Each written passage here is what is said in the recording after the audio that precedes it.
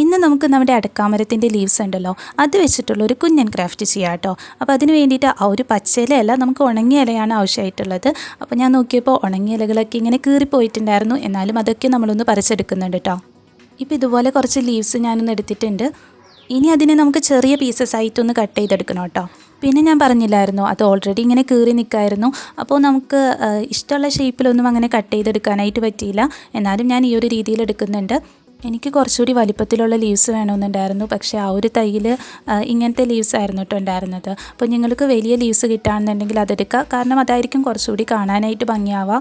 അങ്ങനെ ഒരു 3 പീസാണ് നമ്മൾ കട്ട് ചെയ്തെടുത്തിട്ടുള്ളത്. ഇനിയിപ്പോൾ അതൊന്ന് പെയിൻറ്റ് ചെയ്ത് കൊടുക്കുക കേട്ടോ. അപ്പോൾ അതിന് വേണ്ടിയിട്ട് റെഡ് കളർ അക്രിലിക് പെയിൻറ്റാണ് എടുക്കുന്നത്. നിങ്ങൾക്ക് ഓരോരുത്തർക്ക് ഇഷ്ടമുള്ള കളേഴ്സ് എടുക്കുക കേട്ടോ.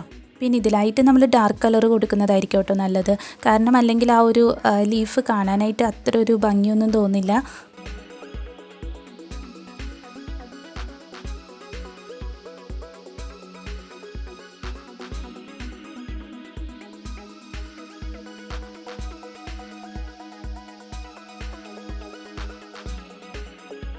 അങ്ങനെ ആ 3 പീസൊന്ന് പെയിൻറ്റ് ചെയ്ത് കൊടുക്കുക കേട്ടോ. ഇനി അടുത്തതായിട്ട് നമ്മൾ ഇതുപോലെ ഒരു കാർഡ്ബോർഡ് പീസ് എടുക്കുന്നുണ്ട്. എന്നിട്ട് അതിലായിട്ടൊന്ന് പെയിൻറ്റ് ചെയ്ത് കൊടുക്കുക കേട്ടോ. അപ്പോൾ അതിന് വേണ്ടിയിട്ട് ഞാനിവിടെ ലെമൺ യെല്ലോ കളറാണ് കേട്ടോ എടുക്കുന്നത്.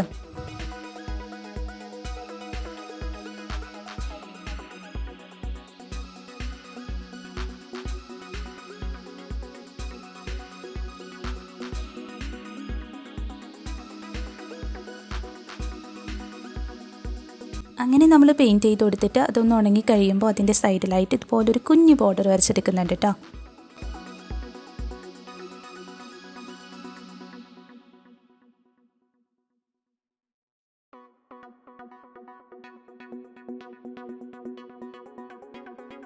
എന്നിട്ട് ഞാൻ അവിടെയായിട്ട് ഡാർക്ക് ബ്ലൂ കളർ ഒന്ന് അടിച്ചു കൊടുത്തിട്ടുണ്ട്. ഇനിയിപ്പോൾ നമ്മൾ ഫസ്റ്റ് പെയിൻറ്റ് ചെയ്ത് വെച്ചിട്ടുള്ള ലീവ്സ് ഉണ്ടല്ലോ, അതെടുക്കാം കേട്ടോ. എന്നിട്ട് ആ ഒരു കാർഡ്ബോർഡ് പീസിലായിട്ടൊന്ന് ഒട്ടിച്ചു കൊടുക്കാം. അപ്പോൾ ആദ്യം നമ്മൾ ഇതുപോലെ ഒന്ന് വെച്ച് നോക്കുന്നുണ്ട്. എന്നിട്ട് ഫെവിക്കോൾ വെച്ചിട്ടൊന്ന് ഒട്ടിച്ചെടുക്കാം കേട്ടോ.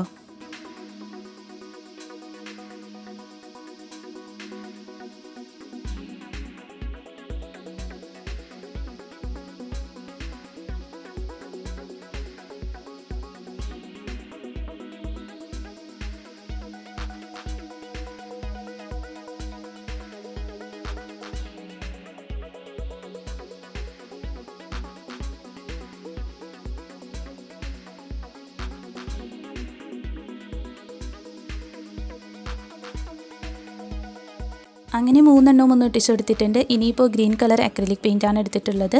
എന്നിട്ട് നമ്മൾ ഇതുപോലെ ഒരു സ്റ്റെം വരച്ചു കൊടുക്കുന്നുണ്ട് കേട്ടോ.